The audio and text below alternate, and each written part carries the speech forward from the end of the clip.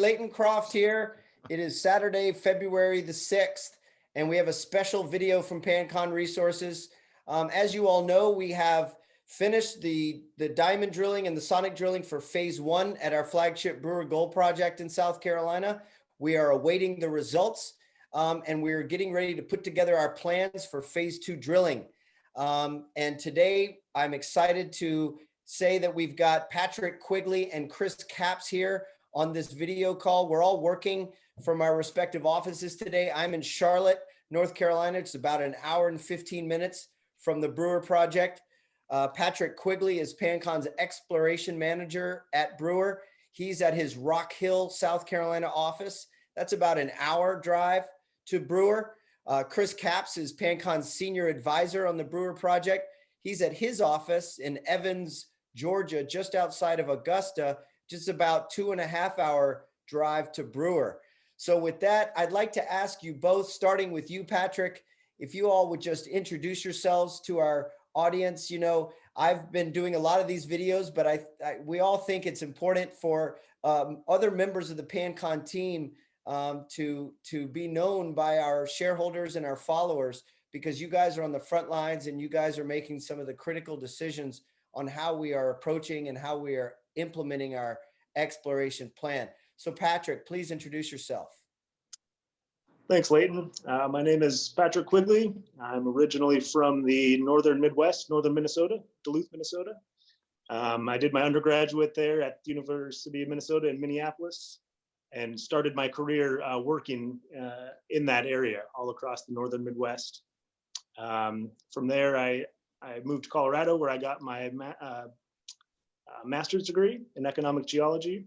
And from there, I've moved out here to the Southeast and have been here for the last 3 years. And I joined Pancon probably 4 or 5 months ago, and excited to be exploring the Brewer property. Thanks, Patrick. And in Colorado, you graduated from the Colorado School of Mines, right? Yeah, that's correct. Yeah. Yeah, and I'll say, you know, Patrick's our lead geologist on the ground. He's managing the program on a day-to-day basis, and he's overseeing the drilling that's going on in the field. We had diamond drilling, we had sonic drilling, and all of the work back at the office and the core shack, doing the logging and the cutting and the photography and sending it off and coordinating with the lab. So there's a lot of work that goes on behind the scenes. In addition, we've got, you know, some very seasoned geologists who are part of our broader technical team. Criss Capps is our senior advisor. Criss, please introduce yourself. Good morning. I'm Criss Capps, and originally from North Carolina. Went to Brewer with my father, who was a rock hound when I was 10 for the first time. So I'm familiar with it, the area and the geology for a very long time. And then went to school in North Carolina, got my undergraduate master's from East Carolina University, and then later on my PhD from University of Georgia. And in recent years, most of my work's actually been in Nevada, with just the occasional project back where I'm from, you know, here in the Southeast. So it's nice to work for a protracted period of time on a Southeastern project again, and Brewer is a really interesting one. So I'm glad to be on the team. It's a fascinating project. Every day we learn something new. Every day there's new mysteries. It's a lot of fun, you know. So thanks, Criss, for that, and Patrick for the introductions. Let's talk for a few minutes now just about geology. Why do you love geology? Why do you love working in the business of exploration? And also tell us a little bit about what you think is interesting and compelling about working at the Brewer Gold Project. We know it's a brownfields project. It used to be a mine. We know that gold was discovered there in the 1820s, and people have been working at this area for a very long time. And they've been extracting, they've been exploring. There's all different activities that have been going on over the years. But tell us a little bit about your thoughts on why you find Brewer so exciting. Criss, why don't you start? Well, I have always liked Brewer before I set foot on it as a geologist. You know, I always found it interesting, the mineralogy. I remember picking up prophyllite specimens and large pyrites when I was a kid there. And then subsequently, there wasn't the opportunity to look at it until Pancon acquired the right to kick its tires, take a look at the project. And to me, a compelling thing is that has a different chemistry and mineralogy from most of the rest of the trend. I mean, all the former mines, including Haile. It's definitely early in its history. It is what's called a high sulfidation deposit, meaning that there was a high effective concentration of sulfur when it was being produced. And where these things happened are places like Indonesia, where you have these crater lakes that are really low pH, hot volcanic fumes coming up from it, sulfuric environment. And you see a lot of minerals associated with that type of alteration of the existing rocks. And well, you see evidence of that same sort of thing in chemistry at Brewer. So it's definitely a high sulfidation system. And those are often associated with porphyries, and large picture, very large deposits sometimes, and sometimes not simple. And that not simple part is the thing that I think that fascinates me about Brewer, because here you have a very large area of alteration with minerals that we found are characteristic of the alteration spread over that large area. You have, unfortunately, in a way, or maybe fortunately, because if there was a lot of great outcrop out there to figure out what's going on, someone would have already done it. We wouldn't be having this conversation. Someone else would have found it. So what fascinates me about Brewer is an opportunity to find a very large deposit. And those things are never easy. In my opinion, very, very few deposits, modern deposits, are where the historic exploration and mining was done. And the reason for that, the concept of what is a mineral deposit is in part abstract. It has to do with the economy at the time, what people consider a resource, prices, And so what we're looking for in this day and time at relatively high prices of gold, is a large deposit. That's what we really want. And so it's not necessarily so that you would start where the historic mining has occurred, because the Brewer has been mined since the 1800s. And so what we're trying to do now is establish control, to know where we need to be looking over a very large area, because we have in excess of 2,000 acres that we can look at, not just the Brewer property itself, but the ones the Pancon has under lease. And it's very important to consider all of that property, because there's so many complex structural events. In other words, mountain building and continents and island arcs running together, and all that's occurred for the Brewer property.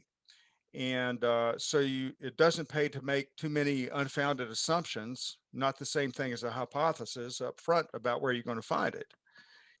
So we really have to do it systematically, and that's what we're trying to do at the Brewer. So Thank you. That's not a short answer, but no, I appreciate that. That's helpful. And you touched on some important points there. And you did make reference to the fact that Pancon does have under lease additional land outside Brewer. Brewer's about 1,000 acres. And then what we call the Jefferson Gold Project is a collection of leases from private landowners that sort of wraps around Brewer and almost completely encircles it. And that's about another 1,500 acres. So altogether, the land package, the footprint, if you will, is about 2,500 acres. And as you point out, Criss, that's very important for a system like Brewer, which we know is a big system. For those that are more familiar with land positions from the respective mining claims, like the Western United States. So the Brewer area, including the Pancon's leased ground outside the Brewer property per se, would be about 200 claims, a little over 200 mining claims. So, okay. Thank you. Patrick, please share with us some of your thoughts. Yeah, well, I think just to kind of reiterate what Chris said, I think what's really compelling about Brewer is just the extent and the intensity of alteration that you see, and what's really driving that what was a massive hydrothermal system.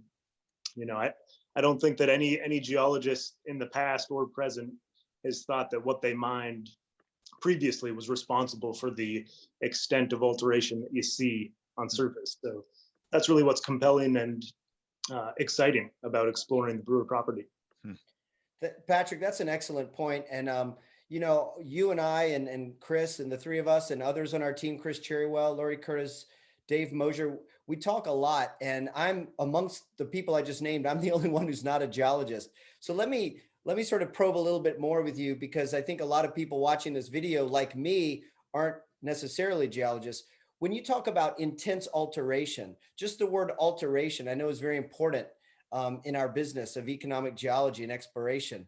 But what does it actually mean when we say the rocks have been altered? I think from a very basic perspective, I would think that that just means they've been changed. Is that right? Yeah, that's exactly right. They've been changed, and typically they've been changed in some type of pattern that reflects the type of system that created the alteration. And so that's really our goal, is to try to vector in and understand the alteration patterns to know where to find the source. We call that establishing control. At the moment, we're seeking that. We've drilled some great looking rocks. We expect to have some pleasing numbers as a result of that, but we still need to know where we are in the system. So, Yeah. You know, this is a real out there analogy maybe, but sometimes the more I spend time on this project and other projects and with you guys, the more I think of our job in some sense is like we're figuring out a mystery. We're like detectives, or like one of those TV shows like Homicide SVU, right? So there was some kind of event or some murder in that case. Obviously, we're not talking about murder, but there was some event, and then there's clues that the people now, you know, the forensic analysts, the detectives, they're trying to piece it together. They're trying to put it together, and they use different bits of data, however they can find it. And they want to make sure that the data they find is of high quality. So they use rigor. They don't want to, you know, contaminate the crime scene or whatever. And so when they put all those pieces of data together, they can build a kind of a picture, or in our case, a model. And that will help them, you know, hone in or vector in on what they're hunting, what they're looking for, what they're trying to solve. What do you all think about that analogy? sounds good to me. I think that's a good analogy. I don't know about the murder part, Yeah, although, you know, We don't want to talk about that. But what are some other things if we talk about, you know, Patrick highlighted the fact that there's very intense alteration in this one particular zone. So if we were to zoom out and look in and say, wow, Brewer really does stand apart, even on this Carolina Slate Belt that we often talk about as having so many gold targets and historic mines, and there's Haile just down the road. And, you know, for many decades and a couple centuries now, there's been prospecting and mining on this belt. But Brewer actually, and you said this at the top, Chris, it sort of stands out geochemically, and it's got this really intense zone of alteration. What other clues are helpful in helping us find what we're really looking for here? well, the one thing we have great hopes for, because there's so much alteration, and not just one period of it. You know, in other words, there's alteration over pending alteration, which means that the compounds that are associated with that, the minerals, unique substances that have a certain structure and chemistry themselves, there's one set of conditions overprinting another several times. So you're not just trying to figure out one alteration. You're probably trying to figure out at least three, maybe four different periods of it, all of which produce their own minerals. And they take the basic components from the ones they started with the first time. So, but you're creating different pressure, temperature environments. Mm-hmm. And so each time it leaves an indelible print of the newest, youngest alteration event. Right. So you've really got like looking through different veils, you know, at what you want to see. and it's kind of abstract. And so we're making some progress in that. Mhm. The the basic type of system and what contains everything at Brewer probably was much larger even than the area we're talking about. I mean, because other places in the world where the systems are younger and less has happened to them, to have them eroded away or deformed or whatever, this is the case. I mean, they can sometimes cover hundreds of square kilometers.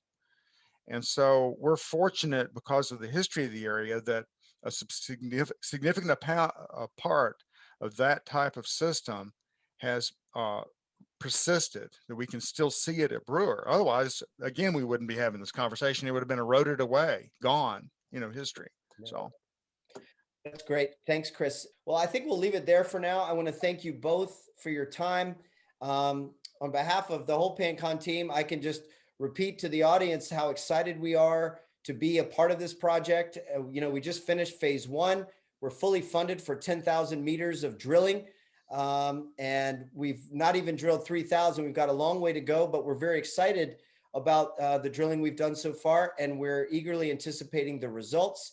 Once we get those, we'll share those, but we'll also put them into our own database and our conceptual model so that Patrick and Chris and other members of our team can put all that together and use that data and those clues to help keep making good decisions on where we drill next for phase 2, which hopefully will be coming soon. That's all for now.